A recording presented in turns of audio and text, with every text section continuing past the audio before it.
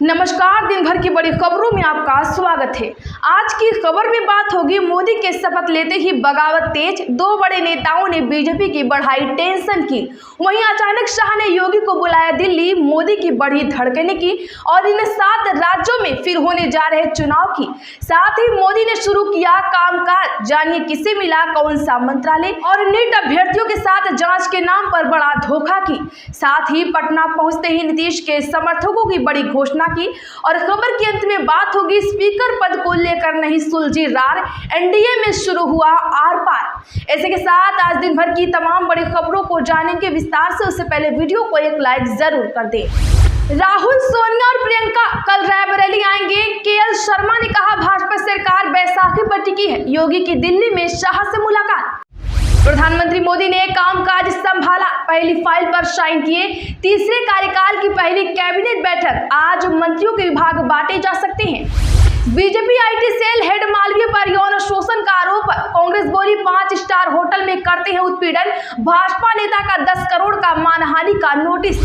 शपथ लेते ही पलटे मोदी के मंत्री सुरेश गोपी, जानिए क्यों पद छोड़ना चाहते हैं केरल के इकलौते भाजपा सांसद।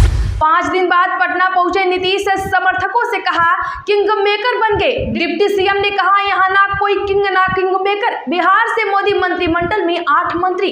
हेमंत सोरेन की जमानत याचिका पर आज हुई सुनवाई। पीएमएलए कोर्ट के आदेश को दी गई चुनौती, कोर्ट ने ईडी से मांगा था जवाब। ओम बिरला फिर बन सकते हैं लोकसभा अध्यक्ष, अनोखे रिकॉर्ड की बराबरी करेंगे। भाजपा अध्यक्ष का विकल्प भी खुला, उनसे जुड़ी 4 संभावनाएं। अब 7 राज्यों में फिर से चुनावी परीक्षा, 13 विधानसभा सीटों पर उपचुनाव का ऐलान। मोदी के 71 मंत्रियों की प्रोफाइल, कैबिनेट में नड्डा की वापसी। शिवराज खट्टर पहली बार मंत्रिमंडल में, चुनाव जीते बिना 14 मंत्री बने। एक ट्वीट से लगे प्रधानमंत्री मोदी के पूर्व मंत्री राजू चंद्रशेखर के रिटायरमेंट के कयास, अब दी सफाई। एनटीए ने अपने चेयरमैन को सौंपा नीट जांच का जिम्मा। शिक्षा मंत्रालय ने कहा कॉम्पिटिटिव एग्जाम के विशेषज्ञ हैं, इसीलिए कमेटी में हुआ है चयन। जेडीयू, टीडीपी या बीजेपी, किसे मिलेगा लोकसभा अध्यक्ष का पद, आखिर क्यों फंसा है पेच। मोदी कैबिनेट से स्मृति अनुराग क्यों आउट, शिवराज खट्टर क्यों इन। विधानसभा चुनाव, बिहार से 8, महाराष्ट्र 6 मंत्री, इलेक्शन हारे मंत्री बाहर। दिल्ली जल संकट, सुप्रीम कोर्ट की आप सरकार को फटकार, कहा आप जल्दी सुनवाई चाहते हो और खुद इत्मीनान से बैठे हो, हमें हल्के में न ले। 18 जून तक विधायक पद छोड़ेंगे शिवराज, बुधनी विधानसभा क्षेत्र में उपचुनाव तय। बीना विजयपुर के कांग्रेस विधायकों को इस्तीफा होना बाकी। उपचुनाव में सांसदों के बेटे बेटियों को उतार सकती है कांग्रेस, आरएलपी के अलग से उम्मीदवार उतारने की भी संभावना। 5 सीटों पर होंगे उपचुनाव। 23 जून को जहीर इकबाल से शादी करेंगी सोनाक्षी सिन्हा, शिल्पा शेट्टी के रेस्टोरेंट में होगा सेलिब्रेशन। फैमिली मेंबर्स और क्लोज फ्रेंड्स ही होंगे शामिल। जून में लागू हो संविदा नीति, वरना जुलाई में होगा आंदोलन। मध्य प्रदेश के बिजली कर्मियों ने दी चेतावनी, भोपाल में सांकेतिक किया प्रदर्शन। नतीजों के 6 दिन बाद पाकिस्तान से मोदी को बधाई। प्रधानमंत्री शहबाज ने लिखा शपथ लेने पर शुभकामनाएं, पहले कहा था सरकार बनने के बाद ही कुछ कहेंगे। 10 ग्राम 24 कैरेट सोना 1008 रुपए हुआ सस्ता, ये रुपए 70,905 में बिक रहा। 1 किलो चांदी 1992 घटकर 88,054 पर आई। चलिए बड़ी खबरों को जानते हैं विस्तार से। उससे पहले वीडियो को लाइक नहीं किया है तो एक लाइक जरूर कर दें। राहुल, सोनिया और प्रियंका कल रायबरेली आएंगे। केएल शर्मा ने कहा भाजपा सरकार बैसाखी पर टिकी है, योगी की दिल्ली में शाह से मुलाकात। आपको बता दें कि अमेठी में सांसद केएल शर्मा ने कहा कि सोनिया गांधी, राहुल और प्रियंका गांधी मंगलवार को रायबरेली आ रही हैं। चुनाव रिजल्ट बाद यह तीनों नेताओं का पहला दौरा होगा। रायबरेली में कार्यकर्ताओं का धन्यवाद करेंगे। भाजपा सरकार पर निशाना साधते हुए उन्होंने कहा कि सरकार का मोरल ग्राउंड नहीं है, अपने दम पर बहुमत 272 नहीं ला पाई। पीएम 400 पार करते, वह नारा उल्टा पड़ गया है, सरकार बैसाखी पर टिकी है। इधर प्रधानमंत्री मोदी के शपथ ग्रहण के बाद आज सीएम योगी आदित्यनाथ ने दिल्ली में अमित शाह से मुलाकात की। दोनों नेताओं के बीच करीब 30 मिनट तक बातचीत हुई। आपको बता दें कि शाह से मुलाकात के पहले योगी ने राजनाथ सिंह और नितिन गडकरी से भी मुलाकात की। मोदी कैबिनेट में मंत्री बनने पर उनको बधाई दी। प्रधानमंत्री मोदी ने कामकाज का संभाला, पहली फाइल पर साइन किए। तीसरे कार्यकाल की पहली कैबिनेट बैठक, आज मंत्रियों के विभाग बांटे जा सकते हैं। दरअसल नरेंद्र मोदी ने तीसरी बार प्रधानमंत्री पद की शपथ ले ली है। उनके साथ 71 मंत्रियों ने शपथ ली, इनमें 11 सहयोगी दलों के हैं। वहीं शपथ लेने के बाद आज प्रधानमंत्री मोदी ने प्रधानमंत्री कार्यालय पहुंचकर कार्यभार संभाला। उन्होंने सबसे पहले किसान सम्मान निधि की फाइल पर साइन किए। पीएमओ पहुंचने पर कर्मचारी ने मोदी का स्वागत किया। इसी दौरान आज कैबिनेट की बैठक होने वाली है। बैठक में मंत्रियों को उनके विभाग बांटे जा सकते हैं। साथ ही सरकार के पहले 100 दिन के रोड मैप पर चर्चा होगी। यह तय माना जा रहा है कि अमित शाह और राजनाथ सिंह के विभाग नहीं बदले जाएंगे। पहले की तरह शाह गृह मंत्री और राजनाथ सिंह रक्षा मंत्री बने रहेंगे। अब इधर सबकी नजर गठबंधन में शामिल तेलुगु देशम पार्टी टीडीपी और जनता दल यूनाइटेड जेडीयू के मंत्रियों को मिलने वाले विभागों पर रहेगी। जैसे ये लिस्ट आएगी हम आपको अपने चैनल पर पूरी जानकारी देंगे, तो फटाफट से चैनल को सब्सक्राइब करके घंटे का निशान दबा लीजिए। BJP IT cell head Malviya पर यौन शोषण का आरोप, कांग्रेस बोली 5 स्टार होटल में करते हैं उत्पीड़न, भाजपा नेता का 10 करोड़ का नोटिस। आपको बता दें कि कांग्रेस नेता सुप्रिया श्रीनेत ने आज एक प्रेस कॉन्फ्रेंस की है। सुप्रिया ने कहा कि आरएसएस सदस्य शांतनु सिन्हा नाम के एक व्यक्ति ने अमित पर महिलाओं के यौन उत्पीड़न का आरोप लगा दिया है। शांतनु के मुताबिक अमित महिलाओं को 5 स्टार होटल ले जाते हैं और उनका यौन शोषण करते हैं। यही नहीं, अमित ने बंगाल में बीजेपी ऑफिस में भी महिलाओं का यौन शोषण किया है। शांतनु बंगाल में भाजपा के पदाधिकारी राहुल सिन्हा के रिश्तेदार हैं।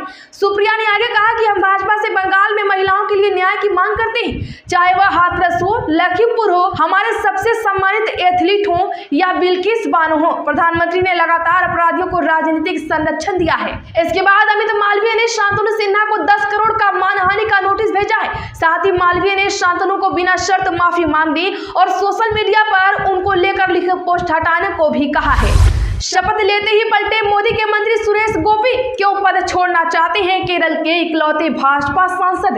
दरअसल केरल में भारतीय जनता पार्टी का खाता खोलने वाले सुरेश गोपी को राज्य मंत्री बनाया गया है। हालांकि अब उन्होंने संकेत दिए हैं कि वह मंत्री पद नहीं चाहते हैं। साथ ही उन्होंने फिल्मों में काम करने की बात कही है। फिलहाल पार्टी की तरफ से इसे लेकर आधिकारिक प्रतिक्रिया नहीं आई है।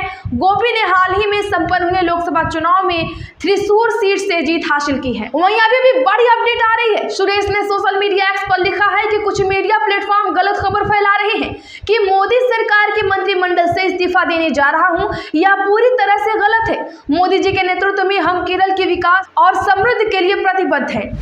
5 दिन बाद पटना पहुंचे नीतीश, समर्थक बोले किंग मेकर बन गए। डिप्टी सीएम ने कहा यहाँ ना कोई किंग ना कोई किंग मेकर। बता दें कि नीतीश कुमार 5 दिन बाद दिल्ली से आज पटना पहुंच गए हैं। पटना एयरपोर्ट से सीएम नीतीश का काफिला कड़े मार्ग स्थित सीएम आवास के लिए निकल गया। दिल्ली से पटना लौटे जदयू सांसद देवेंद्र चंद्र ठाकुर ने कहा कि बिहार को विशेष राज्य का दर्जा की मांग हमारी है, उम्मीद है कि पूरी भी होगी। वहीं बिहार के डिप्टी सीएम विजय सिन्हा से पूछा गया कि विपक्ष कह रही है कि बिहार किंग मेकर बनकर उभरा है।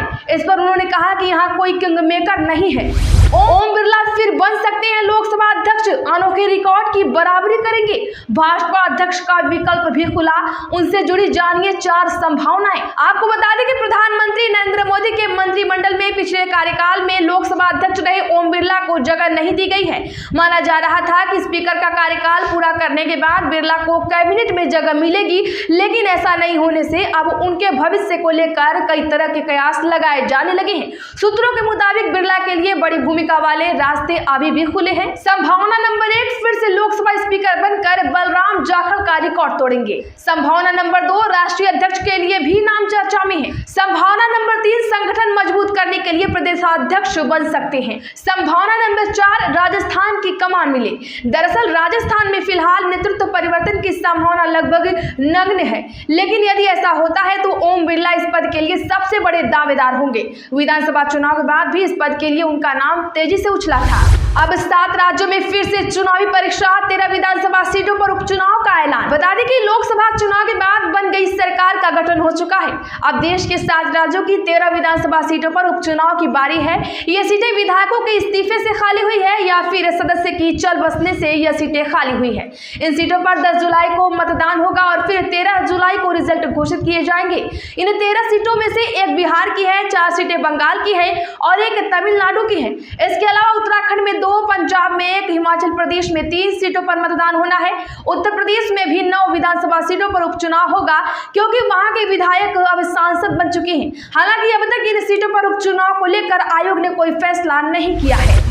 एक ट्वीट से लगे प्रधानमंत्री नरेंद्र मोदी के पूर्व मंत्री राजू चंद्रशेखर के रिटायरमेंट के कयास, अब दी सफाई। बता दें कि प्रधानमंत्री नरेंद्र मोदी सरकार में मंत्री रहे राजू चंद्रशेखर रिटायरमेंट का ऐलान करने के बाद अब सफाई पेश की है। उन्होंने कहा है कि सांसद के तौर पर 18 साल लंबे कार्यकाल का अंत हो रहा है। उनका कहना है कि युवा इंटर्न ने एक्स पर पोस्ट कर दिया था। खास बात यह है कि कांग्रेस के वरिष्ठ नेता शशि थरूर ने चंद्रशेखर को उस पोस्ट के जवाब में विदाई शुभकामनाएं भी दी थी। बता दें कि पूर्व केंद्रीय मंत्री ने लिखा था, आज मेरी 18 साल की जनसेवा का समापन हो रहा है, जिसमें 3 साल मुझे प्रधानमंत्री नरेंद्र मोदी दूसरे कार्यकाल में काम करने का मौका मिला। मैं एक हारे हुए उम्मीदवार के तौर पर 18 साल की जनसेवा का अंत बिल्कुल नहीं चाहता था, लेकिन ऐसा हुआ। और जिन लोगों से मैं मिला और मेरा समर्थन करने वालों और खास तौर से वो कार्यकर्ता और नेता जिन्होंने मुझे प्रेरणा दी, सभी लोगों का धन्यवाद।